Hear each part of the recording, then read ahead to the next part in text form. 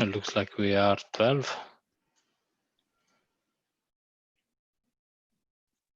Hello, everyone. Hello. Okay, looks like we are live. Okay, so we will start in a few minutes.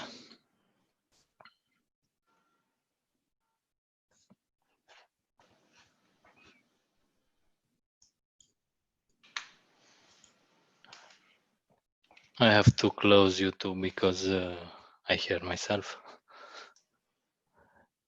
Okay, so we will start in a few minutes. We are waiting for a few more people. I see that we are 12, but 20 people or more join our meetup. I'm not sure if everybody will join.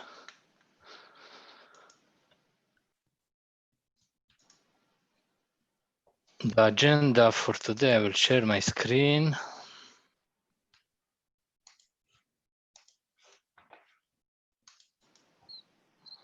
Yeah, so Daniel Dumitrache will present application management and the challenge of maintaining a high traffic Sitecore app.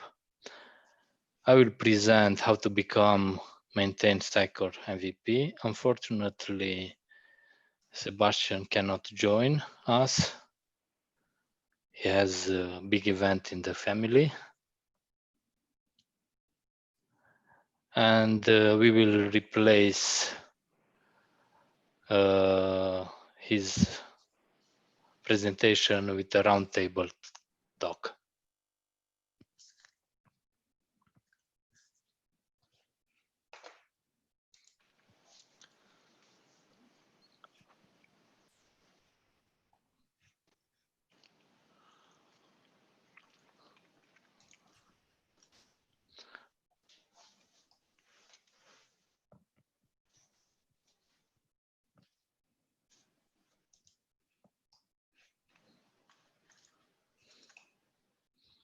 Daniel, I will make you presenter.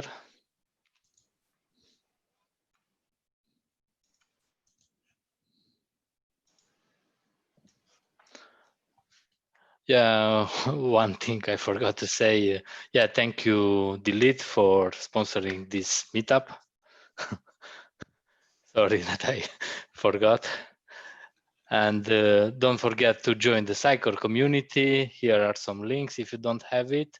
So for the Sitecore Slack, you should use this URL for Sitecore Stack Exchange, and here you will have more information.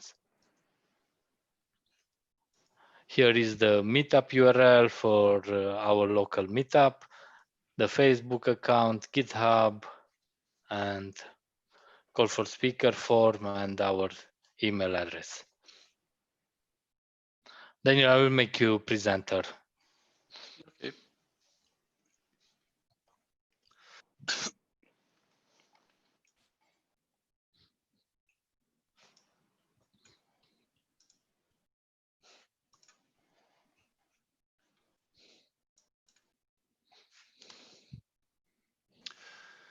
So I'm Daniel. I'm technical lead at Delete Agency.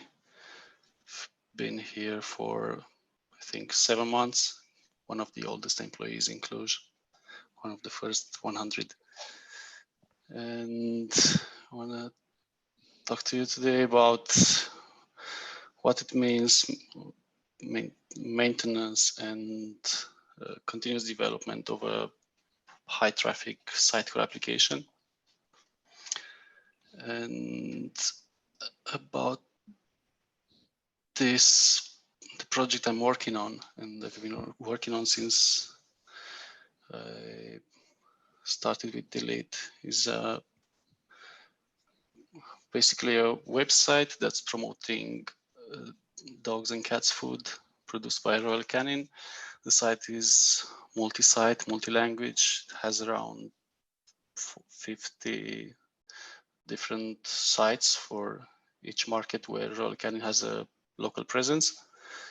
It has around 20 million visitors per month according to our application insights data.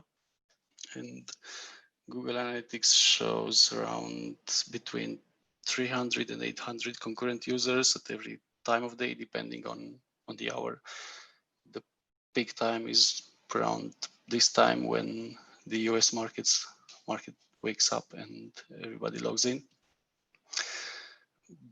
And the website basically has everything related to dogs and cats food, from the list of products available in different markets to suppliers where these products can be found, or where you can buy them online, or what are the nutritional benefits of different foods, or what's the best cat food for your breed, or what should you feed your cat when it sheds hair, and all things related to buying cats or dogs food. And the website on a solution and architecture side is based on Helix principle. So it has a foundation, feature, and project layer. It's using Unicorn to synchronize content between different environments. On a local environment, we use an XP single topology with a website for a single website for CD and CM, and another one for collecting XDB data. We also have 3 different environments with QA, where we test the current sprint features, and a stage where the client is testing new features, and the production side, of course. They're based on XP scaled topology, and they're deployed, all of them are deployed in Azure with platform as a service. And QA stage and stage mimic the production environment with the same architecture except lower resources. And so this is basic Sitecore architecture. Nothing's really new, except we have lots of traffic and we need to keep the website live. So my whole life as a developer until Delete, I've been running through this web application lifecycle and I've been working in different steps of this process, from requirements definition and resource planning, and estimating, and building functional specifications. Then there's a part of designing wireframes and deciding what the UX would be, to the actual development process where we built the product. This is where I've been mostly involved. And finally, the final 2 or 3 pain months, when we have user acceptance testing, we do the final deployments, we do some change requests and build documentation for the final client, and we move on to the next project. And Delete landed in this final step, and actually this never ended, because we moved to a long-term process where the application is live. We keep it live, and we also develop new features, like a change request, or we do bug fixing on existing features. And besides that, we will also offer support to Royal Canin staff, and we use Zendesk for this. And this would be like pretty easy things to do, except that we did have some problems. Like, the website was supposed to load in 3 to 4 seconds on all of the pages, and instead it had around load time, an average load time of 6 to 7 seconds.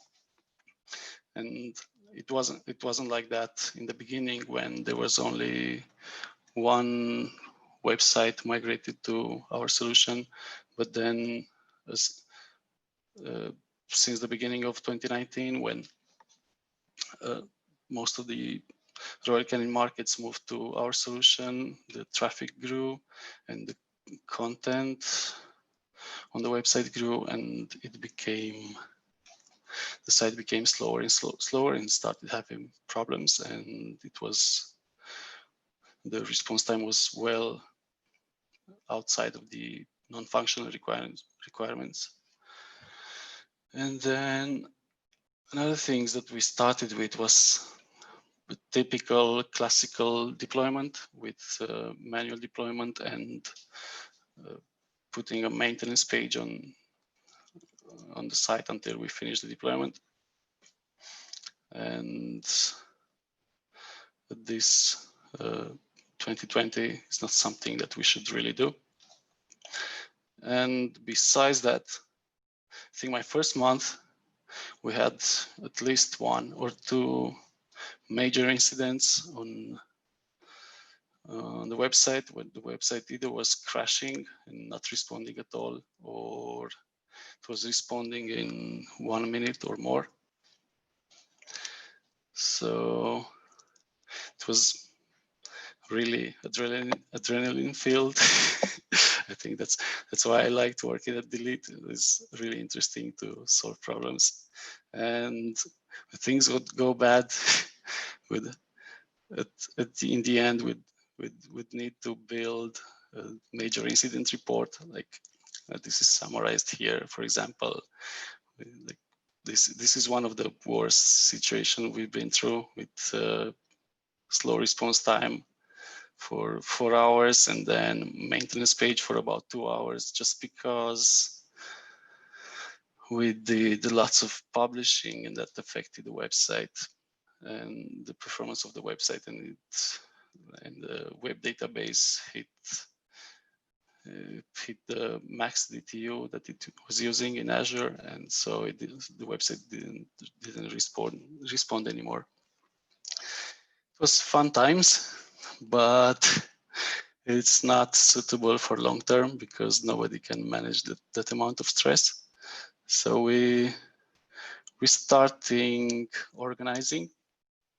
So initially we had an application management work stream that was handling support requests from Royal Canin staff, like things that they didn't know how to use some of the features, or they wanted new features, or some things were broken. And also the application management team was working on deployments and monitoring the application to see it's up and running.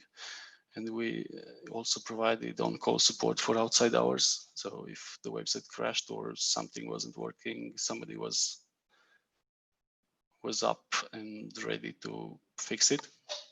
And we also had a continuous improvement stream that was working on 2-week sprints and was working on new features or change requests for existing features or various bug fixing.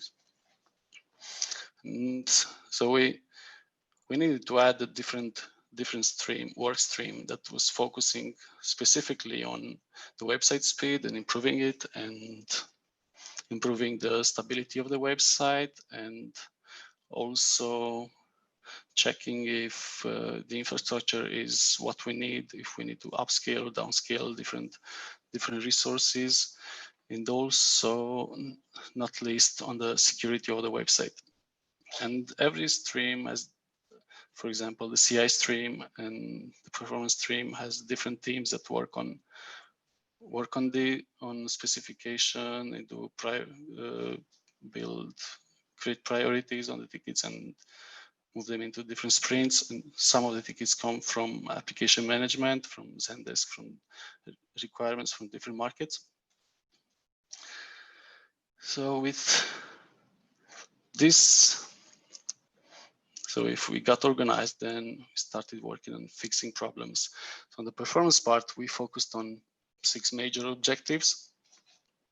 One of them was that the first one was that we shouldn't have downtime at deployments, or basically we should never have downtime.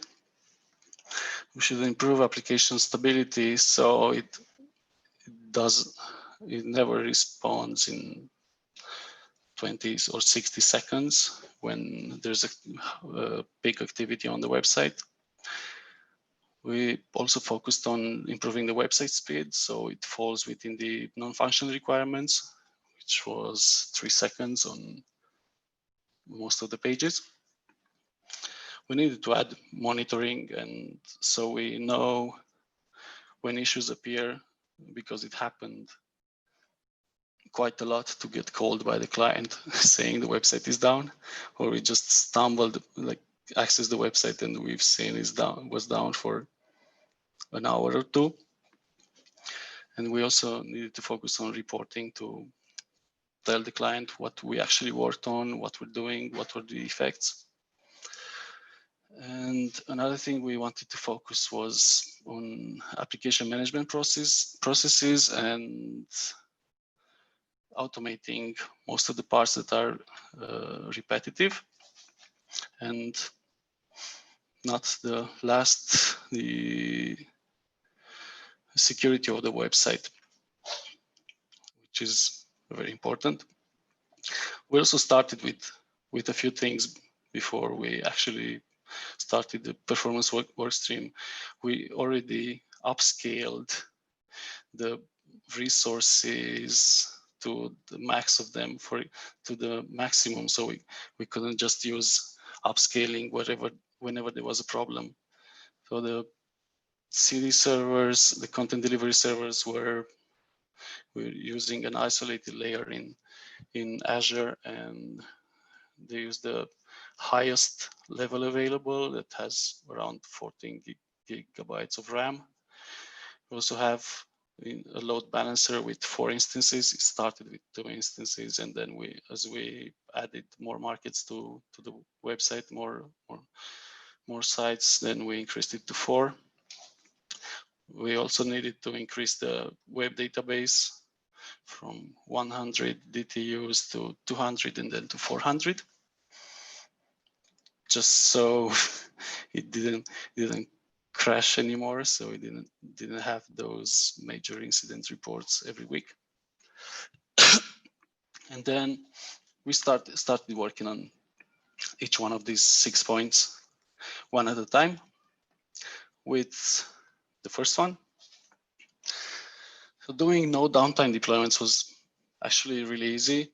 We just needed to use a feature from Azure App Services, which is called deployment slots, and it basically lets you to create a separate instance on the same app service, deploy the code there, test it through, you can access it through HTTP and test it.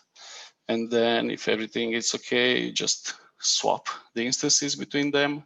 Azure takes care and just reroutes the new users to the new instance, and production becomes staging, and staging becomes production. It also gave us the possibility to do quick rollback, like in a few minutes, if there was an issue. And yeah, with this thing, we just managed to have no downtime deployments with no additional cost, because deployment slots don't cost anything extra, except they use the same resources as the live instances. So you can create how many deployment slots you want, except that you're just going to use the same RAM and CPU. So it would make at some point your website slower if you create too many of them. And we also did enable local cache in Azure, just because from time to time Azure does maintenance work and does upgrades on their software and hardware. And whenever they do that, they also do restarts on our app service or the instances on the app service. So to prevent that, local cache can be used, which basically creates. So when we do a deployment to app service and we create multiple instances for the same app service, each one, it will use the shared drive where we deployed the code. So they don't use a local drive to keep the application data, to keep the DLLs and whatever else is under each website. So with local cache, each instance in the load balancer, it creates a copy of the code. And even if Azure does maintenance on that shared drive, it doesn't affect any of the instances, or if so they don't go down. The downside of this is that whenever we do new deployments, we need to restart each individual instance just so we can refresh the cache on each of the instances of the application service. And that was number one. Number two was to improve the website stability. This one has lots of things related to Sitecore, and not only. For example, we focused a lot on optimizing the Sitecore caches, which some of them, when we looked in the logs, tended to refresh every 1 or 2 minutes, and this in turn added more strain to the web database, which in turn increased response times. So after a few sprints where we increased some of them and then more of them, we managed to get to a more stable point where this is not the issue anymore. So I don't think we have a caching issue anymore, except now around 60% of the memory is used on each application server after the first hour. So now we have a memory issue on the CD servers. So that's another thing that we need to solve. Azure also suggests that we can use lots of indexes on some of the most expensive queries and the queries that are executed most of the time. So we added some of the suggestions Azure offered, not all of them, because every new index, while it will improve the speed for select operations, it will also affect in a bad way updates and inserts in the database. So it will slow down publishing or saving items. And one other thing that's kind of obvious, but we needed to specifically work on, was fixing exceptions. Like go into logs and compile lists of what are the most common exceptions, fix them, and then most of them were, some of them were actually null reference exceptions, and while most of them were not really that harmful, some of them were like bringing down an entire market just because, for example, one link in the header didn't have an icon set up. So to fix that, we also fixed the null reference exception, and we also added a global handler for rendering errors, so it doesn't redirect the entire page to the error page if your rendering fails. And we also started to look at servers usage and patterns. So for example, one issue that we encountered recently was that whenever Lionbridge was publishing.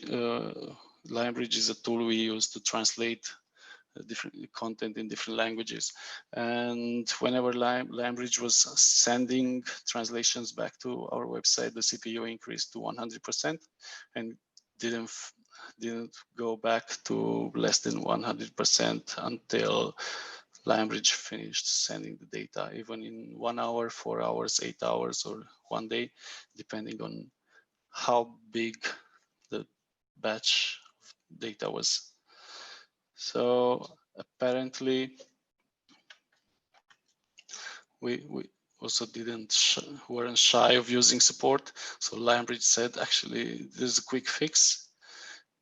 We should just clear the history of translations, so we don't have an archive anymore because it was too big, and it was using querying that whenever there were new translations. So that fixed the problem. We also ask Azure and Sitecore for support when there's issues, even if we could potentially solve most of the issues. It's not an efficient use of resources and of our time when we can actually ask for help from services that we pay for. So that's a good thing to follow. We also had problems with some of the features that were harmful. For example, even though we do have defined roles for each content editor, that they only see their market and they can only edit their specific market content and they don't see anything else. For example, we had this publish website button on the experience editor, which had by default set a flag for publish with related items, and one of the related items had a link to a global configuration folder, which in turn was not in a final workflow state because it was just translated by Lionbridge and it needed a review. So when some guy from the India market one day started to publish one article and hit the publish website, it actually went and deleted all the global configuration content. So none of the websites had header, footer, or filters for searches, so nothing worked on any of the websites. So this is something you might want to look into and disable it. We also do have lots of powerful PowerShell scripts where we create entire markets from scratch based on content from different other markets. We copy language content from one market to the other, and some of them, we also build new ones specifically for new requirements. And from time to time, we do have issues, and we decided it's better just to run them on stage instead of run them on production. So if something happens, it's not that painful if we do that on stage. And another thing that we focused so we can improve the website stability was actually do automated testing, regression testing, especially after each deployment, because it was easy to do when we had one market or two markets, but now it's with 50 sites and some of them multi-language is kind of impossible for the QA team to do this manually. So we started working on building regression tests. We did have some of them, but they were quickly outdated actually by different change requests, and we didn't have resources to update them. So we decided it was important to actually go back to them and use them from sprint to sprint. And yep, these were the things we did to improve the website stability. And actually, after December, we did have a few months, like 3 months, where support never called us, which was great. On the improving the website speed part, there were these things to do both on client side and server side as well. And on the client side, things are pretty standard, like minifying CSS and JavaScript and HTML and compressing them so they reduce the payload. But while most of these are done almost by default in Sitecore, we also use third parties that never did that. For example, a global footer sent by Mars, which owns Royal Canin, and has it on all the websites owned by Mars. So we had to convince them to do some fixes. It's also important to use the right image sizes and formats. So we did have, like, on some of the pages, 30 megabytes images, just because the content editor added them with full size, and it didn't care about performance. It's also important to set up an SRC set for different resolutions. So with different sizes of the images for different resolutions. And this should be done by default on all the websites, actually. And it's also important to set up lazy loading for the images that are not visible when you first load the page, because you don't need to see resources that don't need to load resources that you're not seeing yet. Especially we're also using HTTP2 for most of the requests, and this thing has really good advantages, like compared to HTTP1.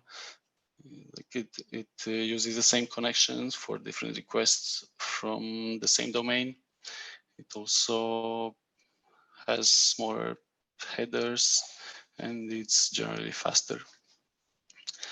And another important thing is to remove whatever is not used anymore from JavaScript and CSS, just because anything that makes the payload smaller, it will increase the site speed. And we're using for this either Google Page Speed Insights, where we check whatever is making the website, the specific page slower, either Lighthouse, which is a extension you can add in Chrome and navigate your site and do analysis on your site from a client-side perspective, or Web Page Test, where we can see requests in detail and see what's actually blocking some of the requests, what's making the site slower at specific page events, and also Google Search Console to look for mobile usability issues or speed issues and focus on them. And on the server side, things are actually, they're a bit my domain, with the pretty standard things like reducing database calls or using caching whenever it's needed, and especially for common operations or for things that are called by multiple users. So whenever we see that, we cache them, especially the operations that take a long time. We also used to reduce database round trips Solar, just to get Sitecore items. I think on most of Sitecore application, biggest bottleneck is the database. So yeah, it's a good thing to use search index instead of Sitecore. Also caching on all of the static resources, actually moving them to a CDN. We do use WeShare as a CDN for images and also as a digital asset management for products for most of the markets, except some of them which didn't like WeShare and used their own CDN. And for a while, we did import the images in Sitecore, which in turn made the application slower. So we started working on actually using their second CDN because they never wanted to move to WeShare and move all the images outside Sitecore. And after this, I think the database requests dropped by about a third. And also distributed cache. There's no point in especially in a load balanced environment, there's no point in keeping the same cache copy on each instance. And by default, I think for lots of application, in-memory cache is used. And right now we do have an issue with high memory usage where we do get around 60% of memory used, and mainly because of the cache. And that's why we're working on moving it outside of the application into a distributed point where all the load balanced instances can use it. Another thing to consider is edge caching. So we do use Cloudflare both for security to prevent denial of service attacks and also for caching static resources. And we're looking also into caching actual pages that will never be, for example, either under a login or will never have A/B testing or personalization on them. So those pages are good candidates for caching them in a CDN and let the user take them from there instead of the website. And another thing to consider is to move everything that's taking a long time into a different service outside. Like, for example, we're not using the publishing service from Sitecore, but it's something that we should do. And to work on these server-side speed issues, we're using Google Analytics just so we have a common point to measure the site speed. So because I think 6 months ago, every different market was using a different tool and coming with different response times, and they just wanted to work with their tool. So we decided globally that, hey, this is a tool we're using, and this is the benchmark we're using for measuring site speed for all the markets. We're also relying heavily on Azure Application Insights to look for requests that are taking longer than expected, to look for the most expensive requests, to look for exceptions, things outside of normal. And there's also these two tools from Sitecore, the experience editor debug mode and the pipeline profiler, where we can look at code we've built and it's slower than it should be. With the experience editor debug mode, for example, we did find that one of the most expensive components on all the pages was a metadata component, which took around in some cases 1.5 seconds to just load the title and description in the metadata, just because it went to different ancestors to take the description if the page didn't have it, or if the ancestor didn't have it, it went to a global item. And in the process, it kind of queried around 30,000 Sitecore items to get that. So there's interesting thing to find with these two tools. In extreme cases, we're working with the memory profiler and to take a memory dump from the server and analyze it after that. But most of the time, I think the most used tool is just local debugging or remote debugging, although remote is a bit slower and it's just easier to move content from an environment locally and test it there. So these were the things we focused on: website speed. And last month we focused, for example, on all the searches on the website. And for example, searching for retailers or stockists, how they called here, it took 5 seconds on average in April, although some of the requests took even 20 seconds. And then after the fixes, it took less than half a second. So it was quite a big improvement. And also the other searches were a lot faster than they were before.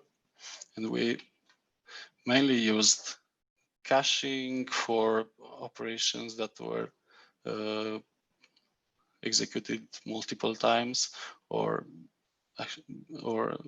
Solar instead of Sitecore for data we already have in Solar, or could have been in Solar instead of taking it from Sitecore.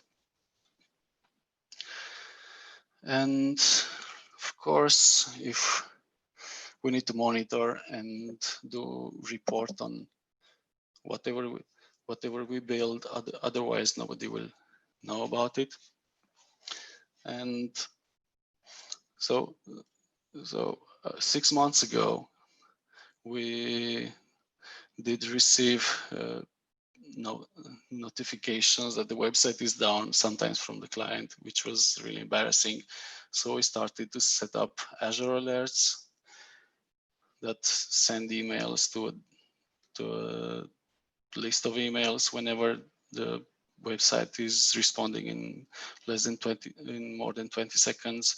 We also have outside services like Pingdom and StatusCake that sends email notifications whenever the site is down. We also use a service desk team that we outsourced that's calling somebody from the team if an alert from these are sent. And the thing about alerts is that sometimes they're just too many and we'll just ignore them. For example, in this screenshot, there's a list of alerts sent at some point in the past that the CPU usage was greater than 75%, and it kept sending them every 5 minutes. So it's not, if it does that daily, it's not something you can work with. So people will do it like me, just create a rule and move all the items to a different folder and never look into them. So alerts are good, but watch out not setting too many of them, as they'll get ignored. We're also working on monitoring logs. There are some tools that look at patterns and notice any differences and aberrations from day-to-day logs and send notification whenever something different happens. We don't have that yet, but so instead we just manually look into logs, especially after deployments, to see if something was changed, if something new happened.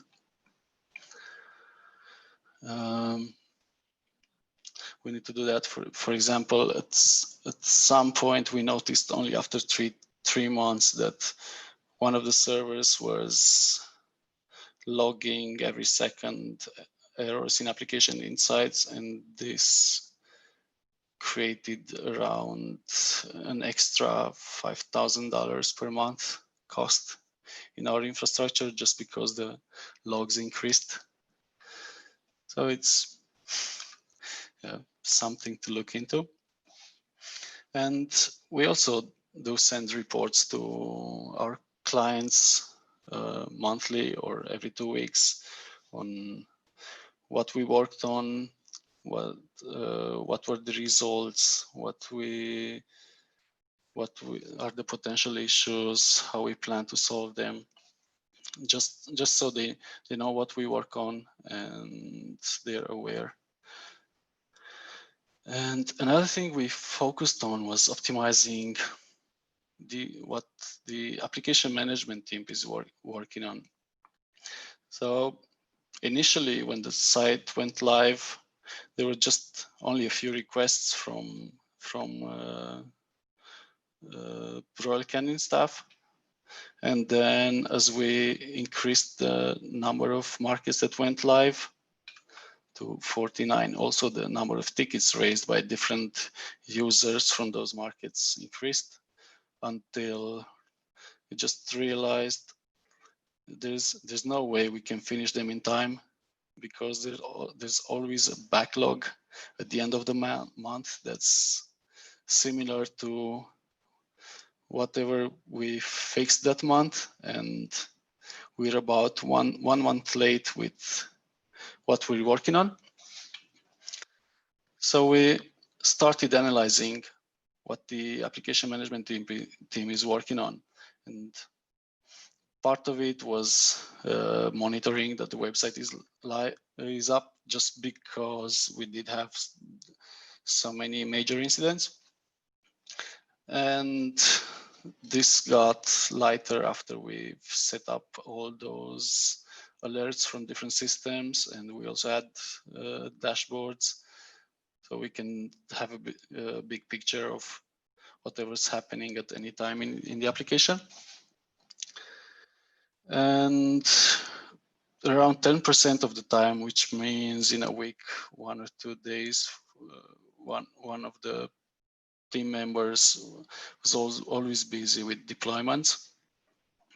So we worked towards moving them to automated deployments. We're using Azure DevOps to do automated builds and deployments. We didn't do any extra. We kind of used the same process that was done manually, which was running build cake script, PowerShell script to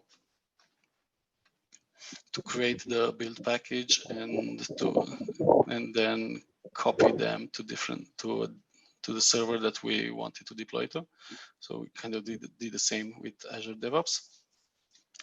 And most of the time, the application management team was working on Zendesk tickets from Royal Canin staff. And we realized around 30% of it was taken by either retailers or products imports, just because the data was not what was expected. And we needed to manually look into that and fix it. So we started creating stories to make this process automated. And for the on-call support, which basically happens outside of working hours, we're just working on increasing the application stability, so we never get any calls.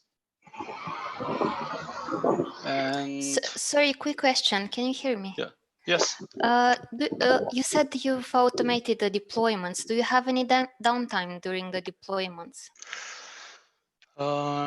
Do you schedule, like, I don't know, there is a scheduled deployment when client is notified and stuff like this, or you don't have any downtimes? So right now we do have, so actually we're in the middle of automating the deployment. So we do have a deployments on UAT, and we're testing now the deployments on stage. And in the following sprints, we want to do this on production. But it shouldn't be a downtime, at least just because we're using Azure deployment slots. So we do the deployment on one of the deployment slots for example, on the CD instance, and then we swap the instances, the live one with the one we deployed to. You're using staging slots and just swap. Yes. Oh, Yep. cool. Nice. Thanks. Cool. So what happens if one of the CDs fails the deploy? Is there like a rolling back plan for that, or what would be a good process for rollback maybe? So in our current infrastructure, the deployment happens on the app service shared drive. So all of the CD instances are using the same shared drive to get the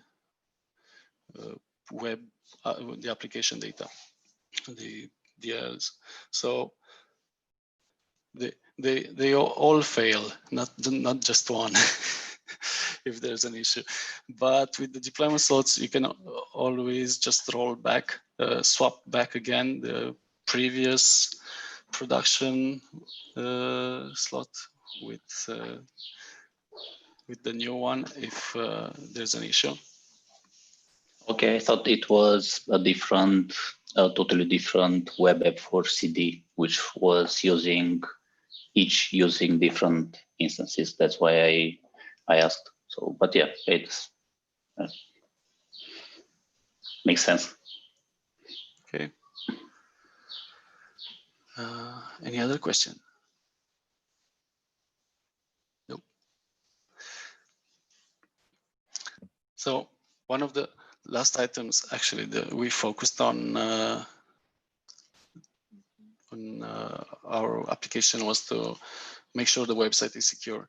So during the development time, we always look at the OWASP top 10 web application security risk, just because it's easy to follow up a list, and the most of the items are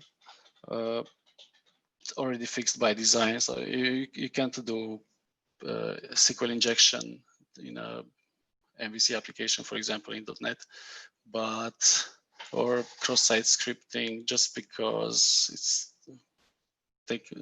taken care by design of the framework. But for example, you can have cross-site scripting due to a version of jQuery that's insecure. And for example, in our case, we didn't use jQuery, but one of the third parties that was injecting some code into our website was using a version of jQuery vulnerable to cross-site scripting. So it's always a good thing to look at. We used external audits for our infrastructure, for our application code, just to make sure everything is okay. We did have a few of them from different companies. They also did penetration testing. And it's a good thing to use external audits, just because most of the companies, I don't think they have internally penetration testing experts or people specialized for this kind of work. So it's good to take feedback from good authority. And another thing we continually monitor is the Sitecore security bulletins, where we get updates on vulnerabilities and fixes, especially after one of the external audit told us, hey, this fix was available a year ago, you should have done it. So now we do that regularly. And what I was telling you before was just the items that we're focusing on. Not all of them are done. So we do have no downtime deployments and automated deployments on QA stage, and we're working on moving into production as well. We managed to drop the speed of the website to under 3 seconds, but we still need to work on mobile speed improvements, because there's since we do have a very rich application on mobile, is not doing that great. We do have alerts and monitoring, so we don't get caught by surprise whenever there's an issue. We passed the audits with no major issues, just a few minor ones that we worked on afterwards. We're still working on automating products and retailers imports, or let content editors import them through specific applications. So as long as we don't have to. So we're also making the imports bulletproof, and we're also building parts of the application. So we let content editor to do that whenever they want. We're in progress of moving caching to Redis instead of using in-memory cache.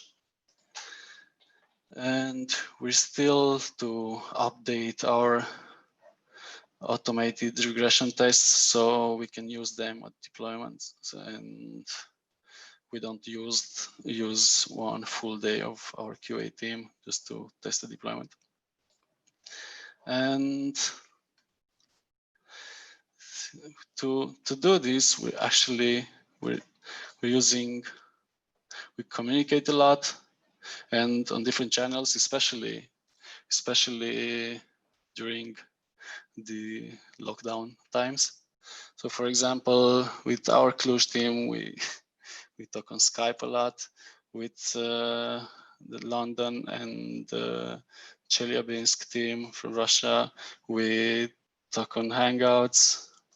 With Royal Canin, our client, we talk on Teams, or part of the team is talking on Teams with them because they're full Microsoft stack. And we also do team rotations between development and application management members. So everybody knows what the code is and how it works and how a specific feature works. And they also know what the main issues are and what are the tickets raised by the client. So everybody gets an overview of the application and its problems.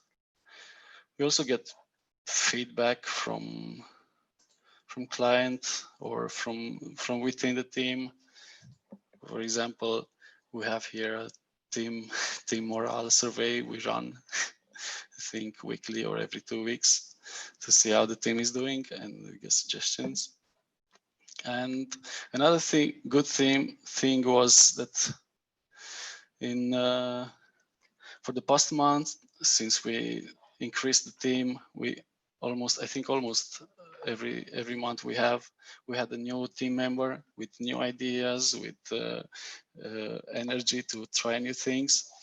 And there's this, I think, this threshold of 3 months after somebody joins a company when it's not fully assimilated. He's not fully assimilated by the company, so it has his most creative period in a new company. So it's always good to have new team members. And that's it. If you have any other questions. There's one question about the automated tests and regression automated tests. What do you plan to use there? The initial development team used Selenium for testing, and we're planning to continue that. Yeah, sounds good. Okay. Did you have to do any Sitecore or major Sitecore upgrades? Not yet, but we're at 9.0. So at some point we'll need to go through the upgrade to 9.3 and the glass mapper issues. And Good luck updating the pipeline. okay. Yeah, so the support for version 9, it will end at the end of the year. So I think it's really mandatory to upgrade. I have one question regarding the publishing service. Yes. Did you have issues with the publishing service? Because many people complain about it, especially on multi-site, multi-language with workflows. We don't have it yet. We plan to use it. Ah, okay. But I'll get back to you when if we actually go further with this one. Unfortunately, 9.0 or publishing service on 9.0 is full of bugs. Oh, great. Should be, yeah. The faster you upgrade, the better it gets. Yep. Thanks for the heads up. I noticed on one of your first slides that you had just 2 foundation modules. No, this is actually a screenshot from the beginning of the development cycle. Took it from Confluence. I was surprised. It grew a bit after that. We do have another foundation layer for asset management, for handling.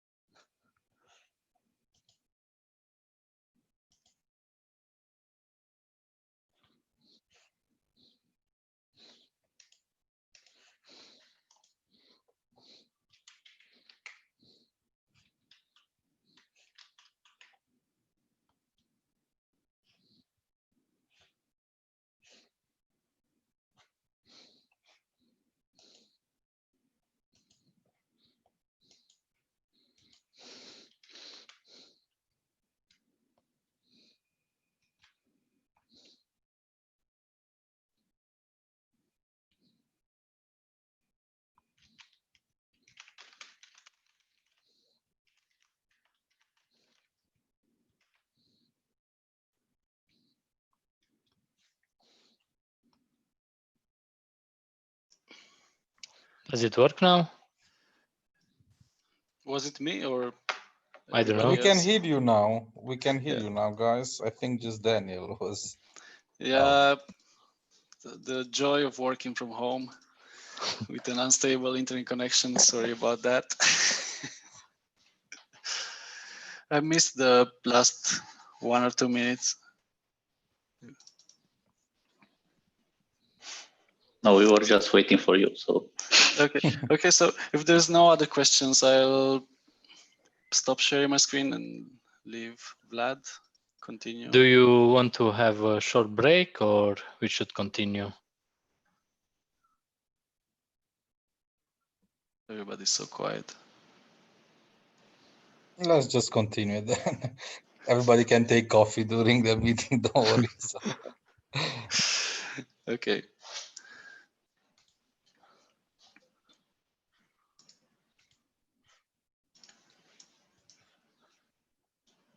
One second.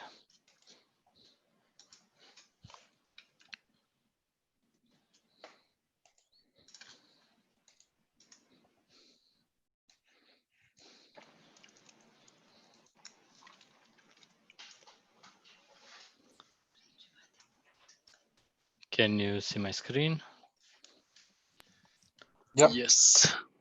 Okay, so that's the new background of the next release of Sitecore.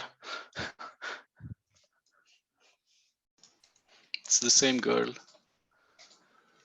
Yes. With a new mask, okay. It is not a lighthouse anymore. I think Lighthouse was really many months ago. Years, decades. Oh, years. Sorry, I think it's on version 6. Yeah. Okay, so today I will talk about how to become and how to maintain your Sitecore MVP. My name is Vlad, and thank you for your time that you join our meetup. 1 second, I think I need to start my camera.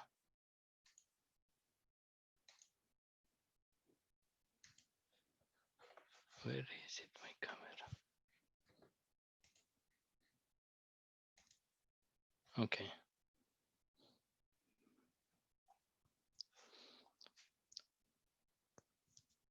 So the process to become and maintain your Sitecore MVP, it's almost the same. Just 1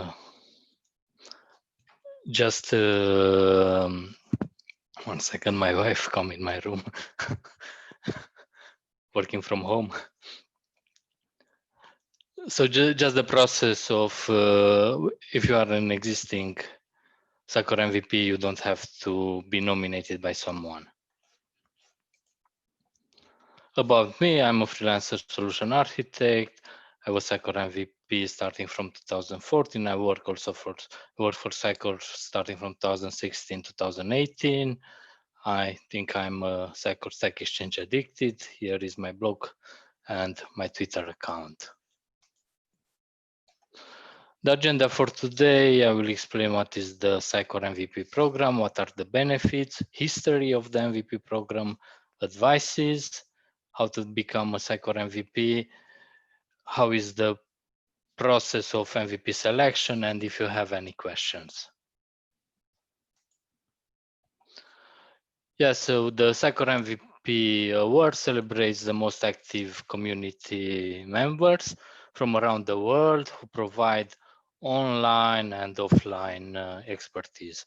Online means blogging, answer question on Stack Exchange, Slack activity.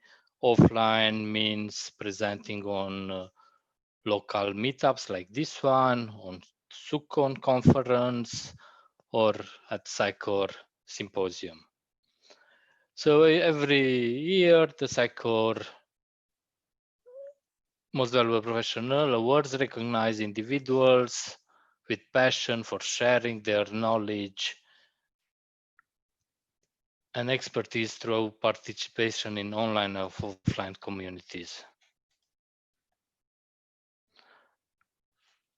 Are 4 Sitecore MVP categories, and I will explain for everyone. The first one is the Sitecore MVP technology. It was the first one. It starts in 2008, and to become a Sitecore technology MVP, you need to write and create original quality content such as blog posts or videos where you explain different topics. You can also participate on Sitecore Hackathon, and if you win one of the first places, probably you will get the MVP. You need to be actively involved and answer questions on communitysitecore.net, which one is hosted by Sitecore, on forums, on Sitecore Slack channels to help others, Sitecore Stack Exchange, and other social media. You need to speak at events like Sitecore User Group or Sitecore Symposium. You need to provide regular feedback to Sitecore about their products. The next one, it's commerce. Is the same like technology, but it's based on commerce. the Sitecore strategy appeared, I think, in 2014. And to become a Sitecore digital strategy MVP, you need to write, produce, and deliver through leadership on Sitecore personalization, custom experience, and context marketing strategy and tactics. You need to provide value to customer through their expertise in architecting a connected customer experience, customer data integration, and digital marketing. I think we have on this chat, on this one of the Sitecore strategy MVP, and maybe she will tell us more things. I don't have many details about this one. And the next one is Sitecore Ambassador MVP. To become Sitecore Ambassador MVP, you must know the latest Sitecore offering. You need to drive business to Sitecore and to entire ecosystems. You need to participate in the Sitecore advisory councils. You need to provide product feedback, and you need to supply some Sitecore case studies. The history of the Sitecore MVP program started in 2008. So in 2008 was just 13 people, 2009, 12, and you can see that it grows a little bit. In 2014 was introduced the Digital Strategist MVP. In 2016 was introduced the Commerce MVP. 2017 was introduced the Cloud MVP, but next year it was removed. And in 2018, it was introduced the Ambassador MVP. You can see here the numbers for every year. This statistic, I think it's not 100% correct. I found different values on different sites. Here it's a short graphic, how it grows. So you can see that, yeah, in 12 years from almost 30 times.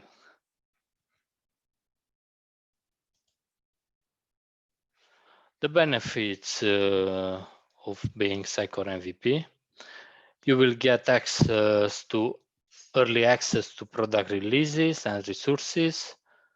You have direct access to product teams, and you participate to kick off webinars. So I think every year are like 4 or 5 webinars.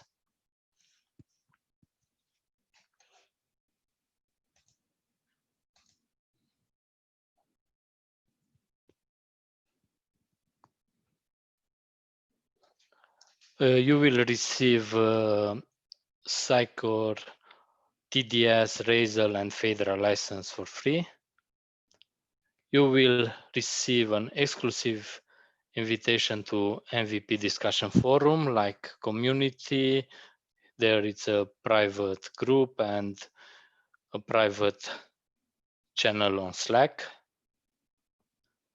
You will have discounts at Sitecore events like SuCon or Symposium. I'm not sure what is the discount, but you feel a few €100. You have an exclusive invitation to the MVP Summit. It's really nice to be there. You will learn a lot of new things and you will have a lot of networking.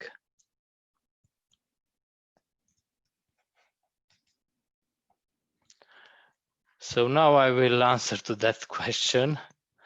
Why do you want to become a Sitecore MVP? Thanks, Jesper, for the question. Yeah, so your goal shouldn't be to become a Sitecore MVP. Your goal should be to share your knowledge to the community.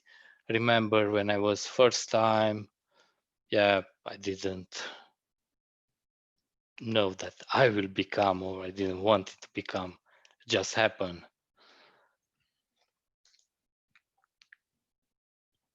Some advice is how to become. So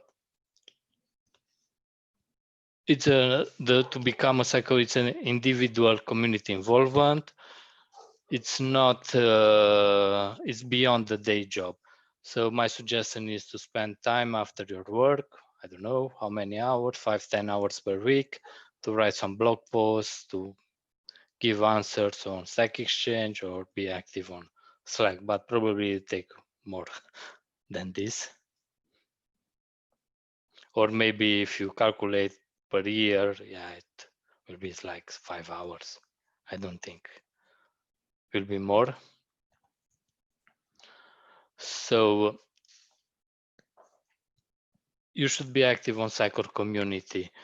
You need to be sure that you use this platform properly.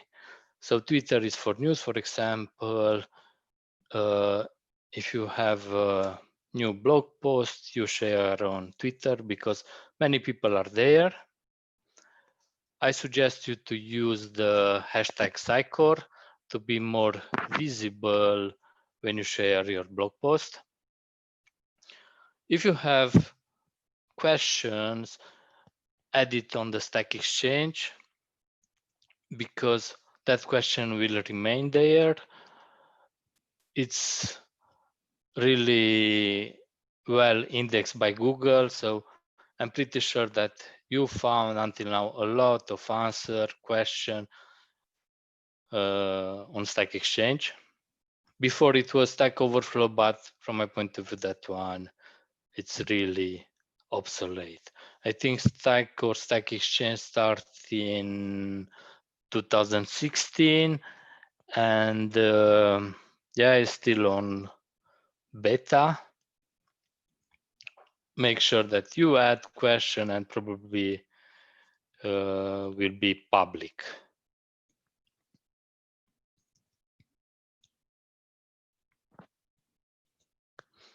Slack channel is for discussion. So if you have questions or yeah, you are not sure about something, connect to the Slack and put your questions there. The Slack channels, I think, is not a paid one, and after a few weeks, your content, the old content will disappear. So that's why if you have question, put it on Stack Exchange. So the Slack channel is not just a one-way road, it's a two-way road, and you need also to share your knowledge from my point of view. Don't just put question there and also help others people.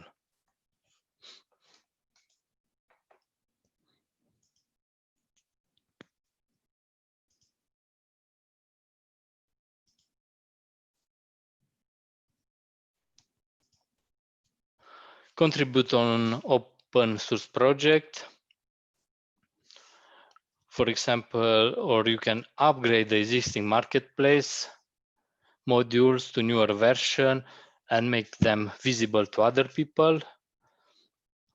I remember that I work on 301 redirect module and I upgraded to the newer version and many people ask about it. And I think it was made on Sitecore 6. So it's still there, but I think it needs some improvement, especially on the caching. You need to write the quality blog post. Quality matters more than quantity. Yeah, also quantity matters, but yeah, it's better to have quality. And I will explain you the process, the selection process in the last year. So you will get the invitation for your community contribution. One existing MVP or a Sitecore employee will nominate you. You will get an invitation email. You should create an account on Sitecore MVP site. You need to fill your application. There are not so many things that you need to write there. I think you have to write like 1,000 characters, and you need to submit your application. So it should be before 30th of November. Then it will start the review process. The current MVP can review the new application. I never did it. I think Sebastian was reviewing some application. Also, the corporate team reviewed the application and some regional teams. After that will be many meetings and the final decision. You will get an email that you get the MVP award or not, and what was wrong. And the announcement, it's at the end of January.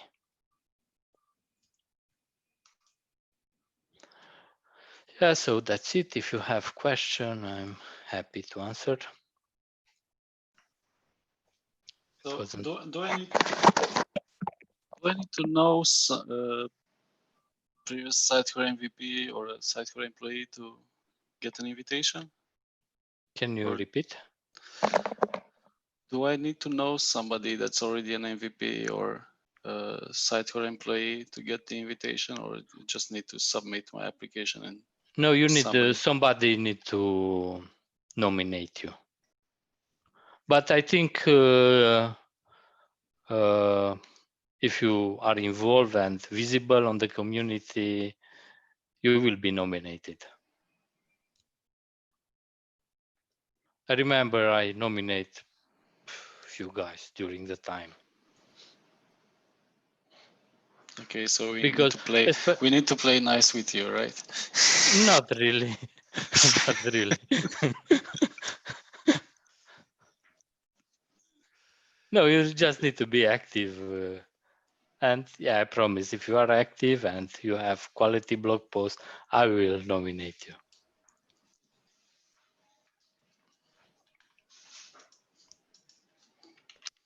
Okay, thanks. Interesting.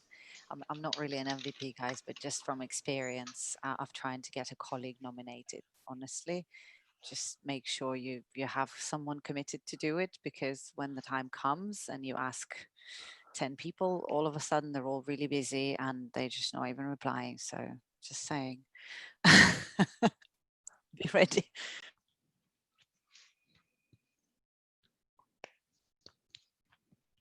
Other questions? So how long it took you to become an MVP? So you started the blog?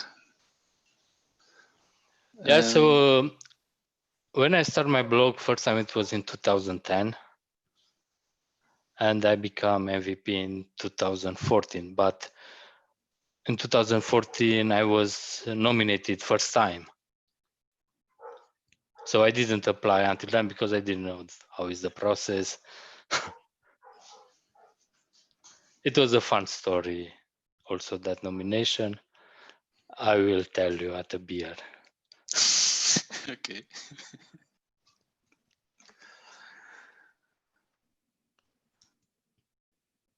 Other questions, if you have? There is one in the chat.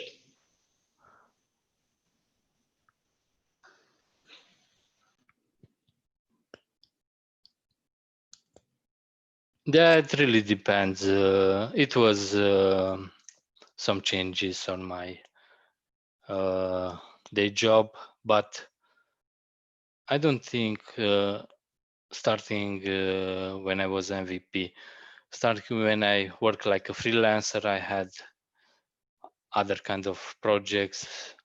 I work with multiple clients, not with just one. And yeah, I think also when I was hired by Sitecore, they took in consideration that I was MVP, but yeah, I help Sitecore before I was MVP. For example, because before I was hired by them, I found the Sitecore bug, and it was a Sitecore security bug in 2014. And you could take control of your Sitecore backend using some PowerShell scripts. So it was a security issue. And I made a crawler, and I found like 500 sites, and I sent to one of the guys from Sitecore.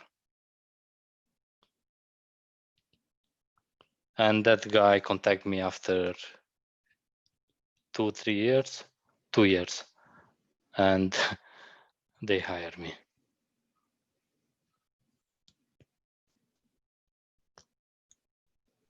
Other questions?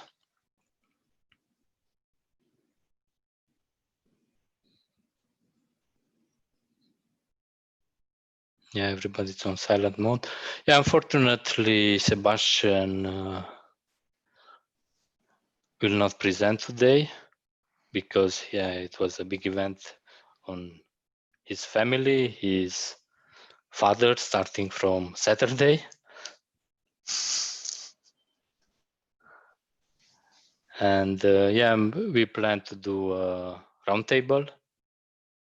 What do you think? Does it make sense? I'm not sure. It's online roundtable.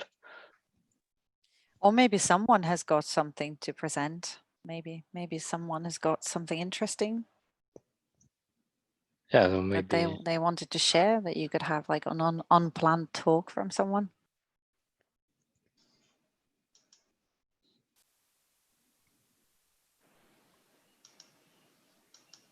no, none, nobody. Doesn't look like it, but we can do a roundtable. Yeah, but we need some idea. If somebody has some issues at work that they need to discuss or something, we can do that also. No. Less of a technical problem, but more of a business and work problem. I work for a small contracting agency in Holland, and what I've found is that lots of big agencies have been buying up other agencies. So they don't need contracting agencies like my company anymore. And so my Sitecore projects are drying up. And I'm wondering if you're experiencing the same thing in Romania or in London, where agencies are getting bigger and bigger and they don't need to look outside their company to find Sitecore specialists anymore.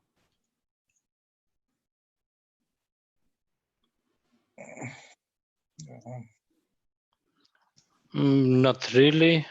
Yeah, I think in the future, I mean, during this period, they will need more and more freelancers because they will not search for people on their office. And I think it's easier to find good people remotely than good people on office. Yeah, what I'm finding is that they're looking either for completely independent contractors, but not agencies that have multiple contractors that can help them on projects.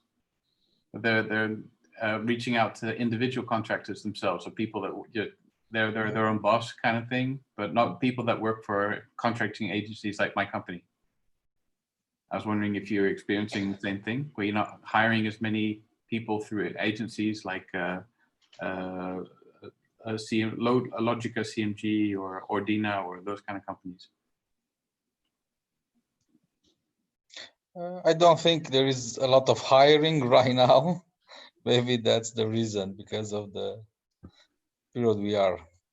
Yeah, it was already a trend in Holland last year before the whole virus situation, where all these agencies were getting bigger and bigger so that they can attract international clients. So companies like Valtech were buying companies left and right. We now have a few big companies in Holland that have bought something like 200 companies. So they're all being part of this one big family.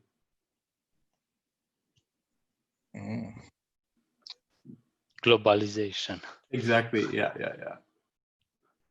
It's not just that; it's also the warranties. You know, I think so. Guys, sorry guys, I'm not even a developer really, but I spend time around a lot of Sitecore developers. It's about clients' requirements. You know, if you, it's not sometimes not secure or safe or not acceptable to procurement to get involved with individuals.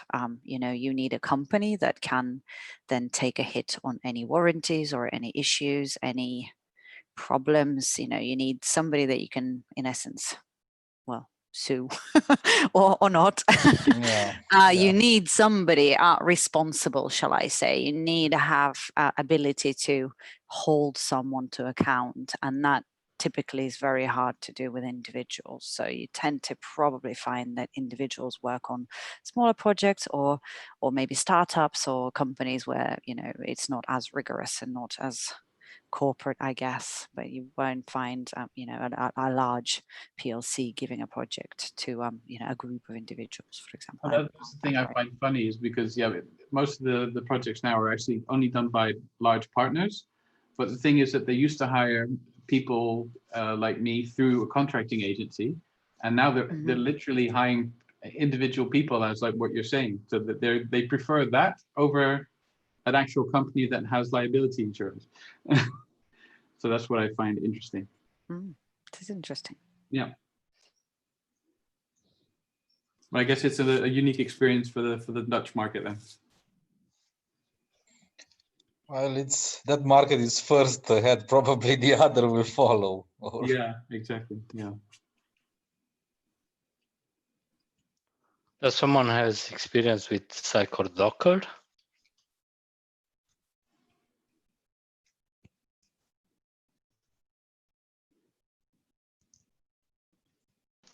It's still on my list to look into. I think everybody has it on their list. Yeah. Right. Yeah. Right. A couple of years ago, as another Dutch MVP was looking into it, but just using Docker for the solar part. So you have a separate Docker to have your solar instance, and I was having a lot of fun with that. Made it a lot easier.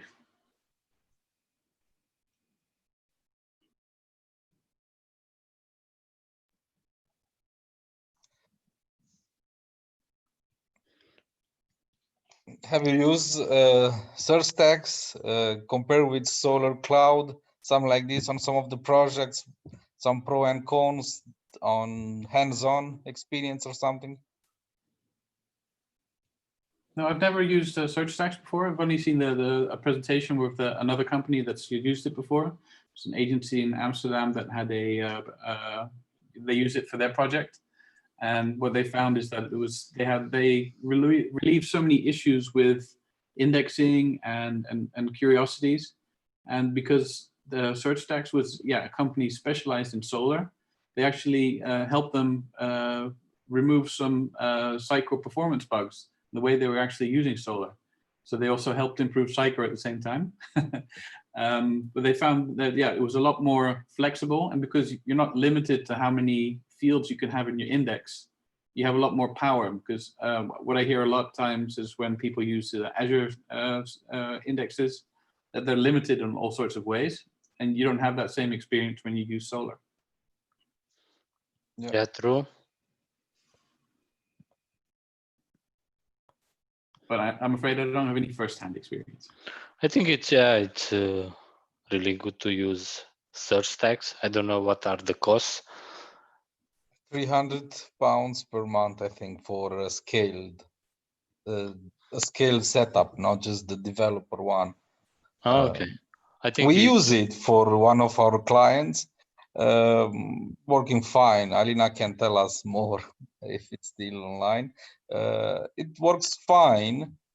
Not sure if you can use it if you have, I don't know, all kind of firewalls and setups for your CMs. You host your solution outside of Azure PaaS or somewhere, and then use SearchStax. Not sure how that will work.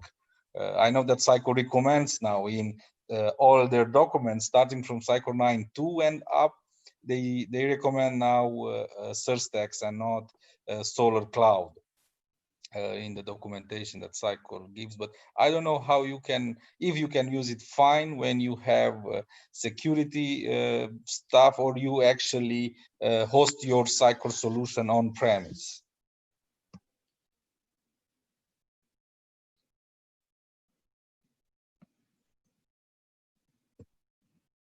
Okay. Good point. I think most of the times that search stacks is being recommended, it's always by people that have cloud hosted solutions. Yeah, yeah. So yeah, people that tend to use on-premise solutions also firewall the hell out of it so that they can't reach the World Wide Web.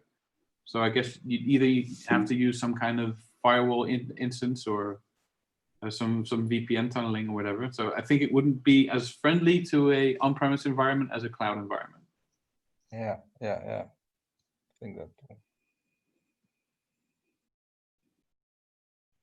What about experience with configuring Solar Cloud on some clients? Anybody have set it up, issues? And ask Sebastian. Because yeah, his presentation was about Solar Cloud. okay.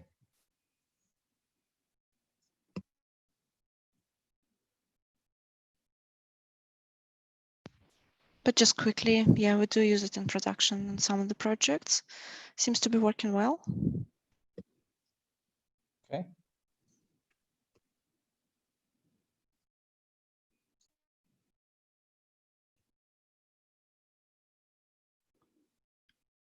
Okay, then if nobody has other question, thank you for your time.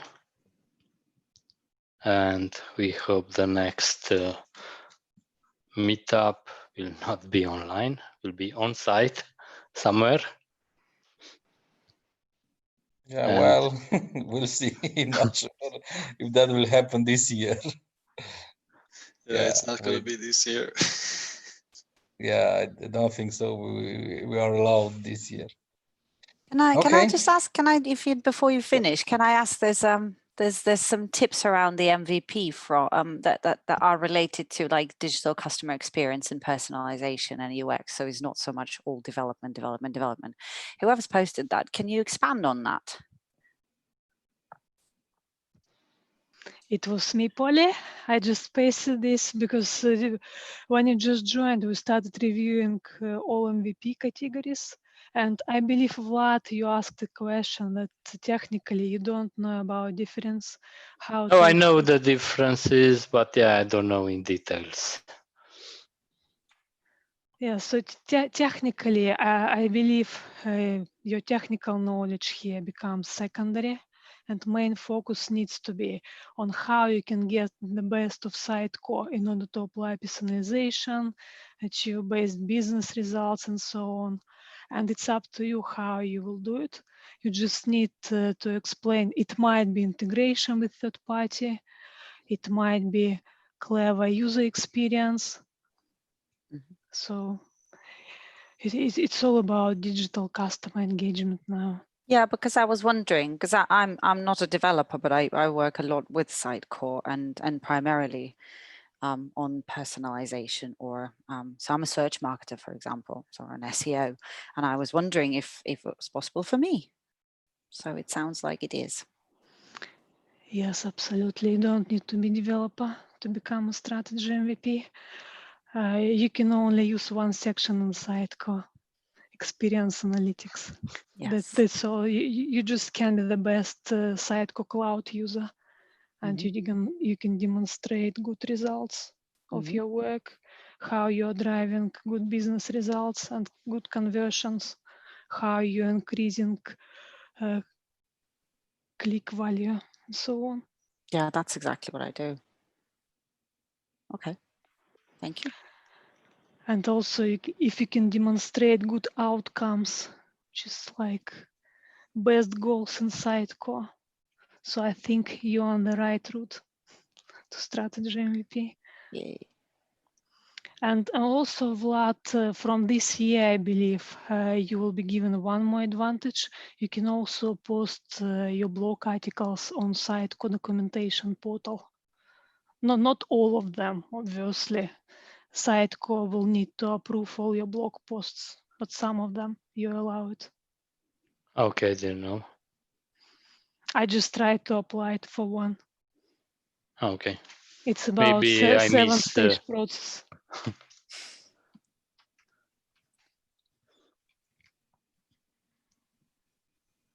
Excellent. Thank you, Kate. You're welcome. Did you use personalization in your daily job also for emails, Kate? Did you make strategy on email campaigns? I personally don't, but I believe Paul's team, they're dealing with this. Because if you think nowadays about marketing strategy, it's not only personalization on the website. We have so many digital channels now, like your entire Sitecore website, it's omni-channel ecosystem. So you have to think about LinkedIn campaigns, for example, about standard email campaigns. So yeah, the things that are possible is obviously I started first primarily with doing personalization on the website and then expanding it to the entire website as opposed to just one little component. You know, even personalizing layouts of multiple components. And obviously Anna is here on the call. She's actually built that thing for us. Thank you, Anna. But now, we're planning things like using personalization and then feeding the persona data into, Google Analytics or whatever other data sources that we can then build custom audiences and power different messaging to our audiences in the digital marketing. So I could be showing, an ad on Facebook to someone who's been on my website, and I've actually identified that person. For example, I've gone onto a website to buy a new door, and I specifically looked at a particular type of door, and it's a black door with some, glass inserts. It's possible, for instance, to then use that information, feed it, obviously identify me as a customer who is interested in doors, first of all, not windows, and then it's black is my priority color and not red. And then feed that into Google Analytics and then start creating custom audiences. So when I'm on Facebook, will see a carousel or a video of a black door with a sale of 30% off. So it's pretty cool. So that's why my interest in Sitecore is primarily because of that. So not that many platforms can potentially give me this level of creativity. But how do you feed that? Through Sitecore, the Google stuff, the Google Analytics and Facebook stuff in Sitecore, or take out from Sitecore?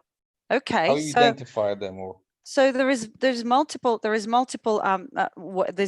ways of sending information into Google Analytics from Sitecore. Obviously, as you identify your profile, you can then send and distribute your profile information to other places. So custom dimensions, for example, or event tracking, or whatever else that you can send into GA and append your own data into there, and then you can build segments in GA, and then you can run your advertising using those segments.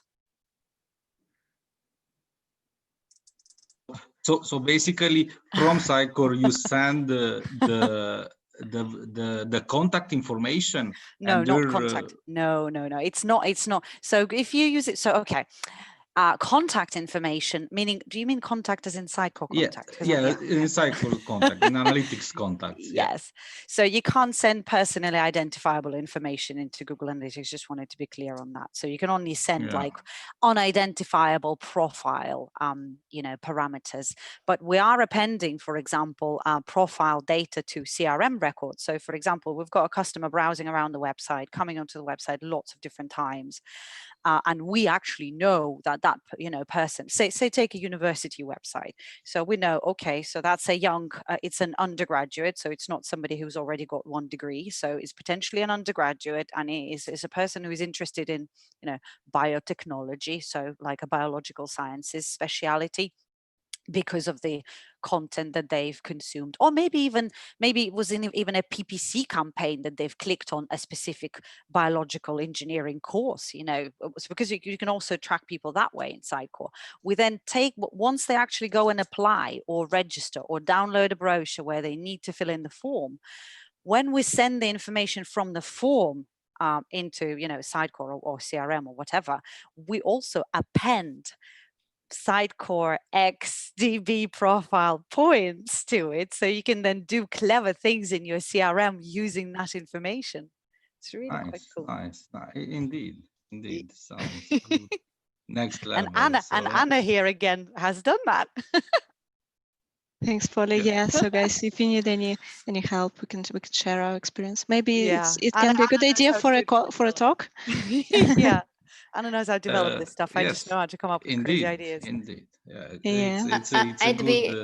I'd be very interested in this presentation if you're going to schedule something. Okay, yeah, we can do that. That would be great. Maybe next time Sebi is back with his son talking about Solar Cloud, and maybe Kate and I, we can do something about setting up personalization in Sitecore and doing some clever stuff. Yes. Yeah, sounds good. Okay. All right. Okay, good. Thank you for your time. This meetup was recorded live on YouTube, so if somebody want to see it, you can share it. It's on Sitecore Meetup Cluj-Napoca, I think is the name of the channel on YouTube. So you can share with your colleagues that was not able to join our meetup. Yes. And wish Sebastian a happy fatherhood. Yeah. Okay, good. Okay. Thank you. Have a nice evening. Yes. Thank you, Vlad. Thank you. Bye. Thank you. Bye, guys. Bye. Thank you. Bye. Bye-bye. Bye.